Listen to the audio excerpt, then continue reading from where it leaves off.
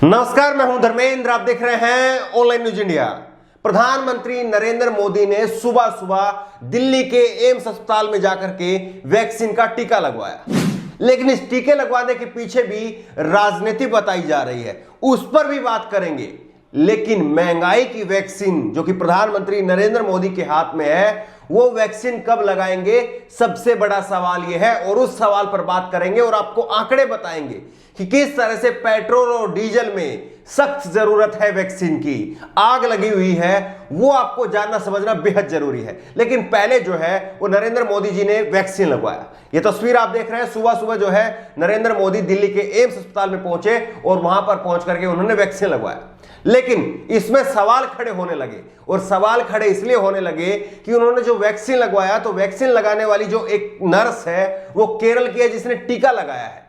दूसरी जो नर्स है जो पीछे खड़ी हुई है वो पुडुचेरी की नर्स है, और इसीलिए जो है, और जो उन्होंने गमछा डाला हुआ है वो गमछा आसाम का है, और इन तीनों राज्यों में चुनाव है।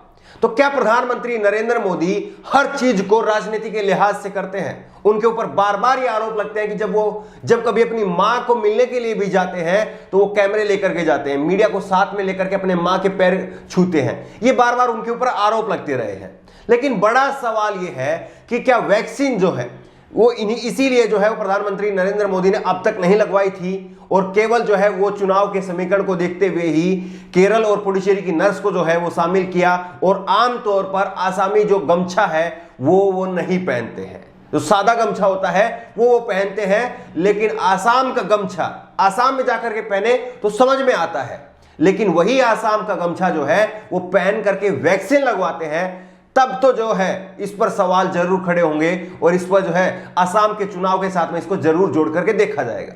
लेकिन दूसरी तरफ जो है हरियाणा के गृह मंत्री हैं अनिल विज, और अनिल विज ने आज कहा कि मैं वैक्सीन नहीं लगवाऊंगा।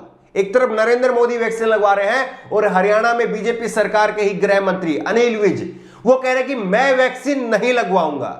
उन्होंने कहा, हालांकि उन्होंने अपनी तरफ से स्पष्टीकरण दिया, उन्होंने कहा कि मेरे अंदर जो है वो एंटीबॉडी जो है वो डेवलप कर गई है।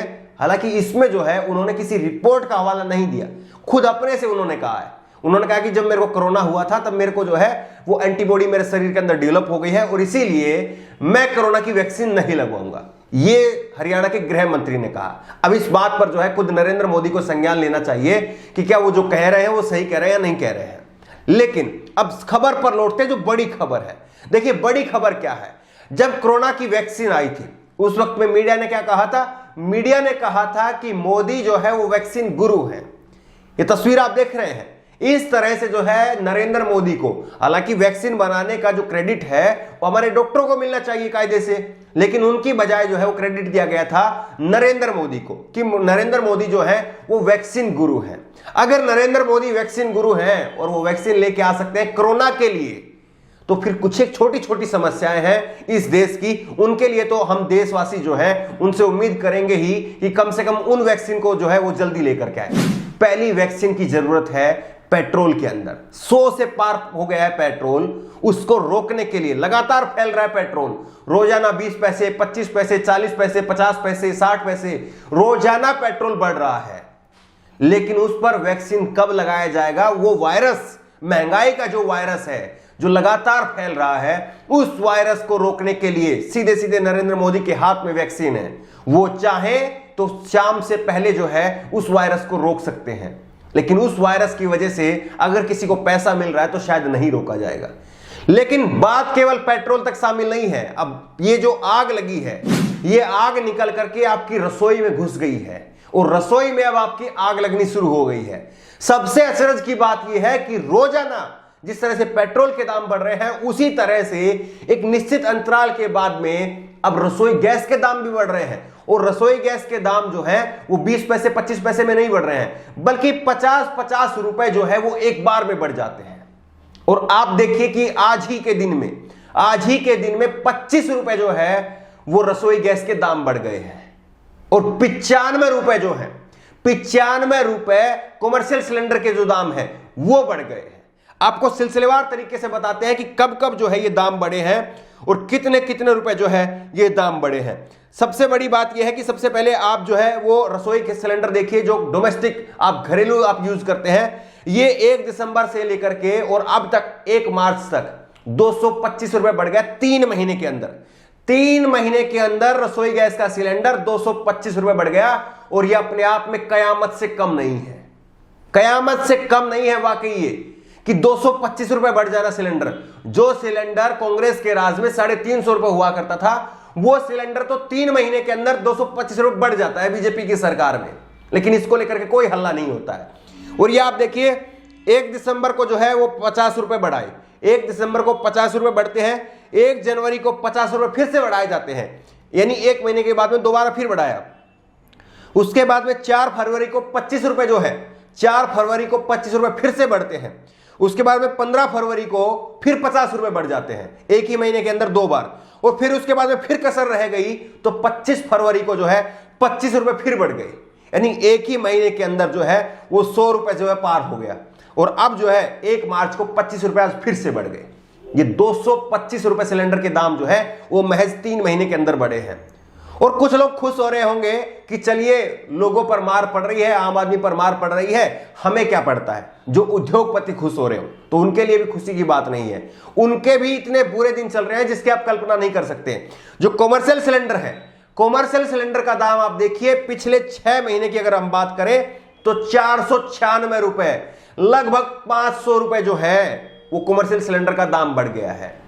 कैसे जो है वो एक छोटा उद्योगपति जो है वो कैसे काम करेगा, कैसे जो सड़क के बगल में जो ठेला लगाते हैं, खाना खिलाते हैं, 50 रुपए की प्लेट खिलाते हैं, 40 रुपए 30 रुपए की प्लेट खिलाते हैं, कैसे वो लोग जो है वो खाना खिलाएंगे लोगों को, ये सोचने वाली बात है। और किस तरह से दाम बढ़े हैं ये आप देखिए। 1 सितंबर को जो है वो 2 रुपए बढ़ते हैं। छोटी जो है वो इंजेक्शन देकर के ट्राई करते हैं कि हाँ जनता अगर कुछ नहीं बोल रही है फिर डोज बढ़ाते चले जाना। छोटी डोज दी जाती है 2 रुपए की। उसके बाद में 1 महीने बाद में 1 अक्टूबर को डोज बढ़ा दी जाती है, डोज हो जाती है 32 रुपए 50 पैसे की, लेकिन जनता फिर भी कुछ नहीं बोली तो डोज को फिर बढ़ा दिया। फिर उसके बाद में 1 दिसंबर को यह बढ़ोतरी होती है 130 रुपए की।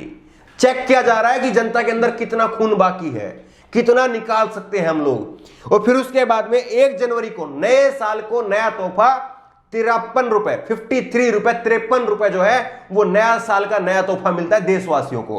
और उसके बाद में 4 फरवरी को 184 रुपए, ऐतिहासिक है ये, 184 रुपए जो है वो एक दिन में रसोई गैस का सिलेंडर बढ़ जाता है। सोचिए कि रसोई गैस के सिलेंडर लेने के लिए जो है लोग जो है वो कतार में खड़े होकर के 10 रुपए के लिए लड़ाई कर देते हैं कि 10 रुपए जो है वो रिक्शा वाला जो अगर देके जाता है तो उससे जो है लड़ पड़ते हैं लोग, लेकिन 184 रुपए हो गए हैं, लेकिन कोई कुछ बोल नहीं रहा है। और उसके बाद में जो है आज 1 मार्च को 95 रुपए फिर से बढ़ गए। अब आप क्या कहेंगे।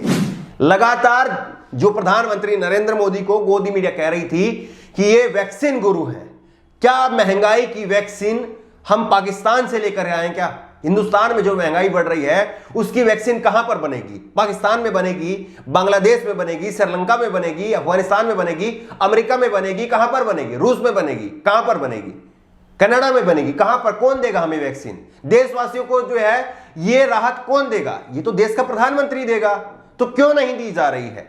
और क्यों लगातार जो है वो देश के लोगों का खून चूसा जा रहा है। और लगातार जो है सरकार लगातार चेक कर रही है कितना जो है लोगों के अंदर पेशेंस है, लोगों के अंदर धैर्य कितना है, इस बात की जो है वो बाकायदा जो है वो चेक की जा रही, जांच पड़ताल हो रही है, और उसी हिसाब से जो है रेट बढ़ाए जा रहे हैं। ये वाकई जो है शर्मनाक है, इससे ज्यादा शर्मनाक कुछ नहीं हो सकता है। और मीडिया के लिए भी, जिनको जो है मीडिया वो आवाई का काम करने वाली जो मीडिया है उसको भी सोचना चाहिए कि हमारी जिम्मेदारी है, जब लोगों की जेब जो है वो इस तरह से काटी जा रही है तो हमारी जिम्मेदारी है उनकी आवाज हम उठाएं।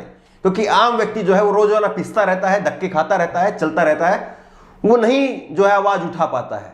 उसकी आवाज उठाना वो मीडिया की जिम्मेदारी है। लेकिन किस तरह से जो है वो मीडिया ने अपना काम जो है वो पूरी तरह से दफन कर दिया है, ये आप सबके सामने है।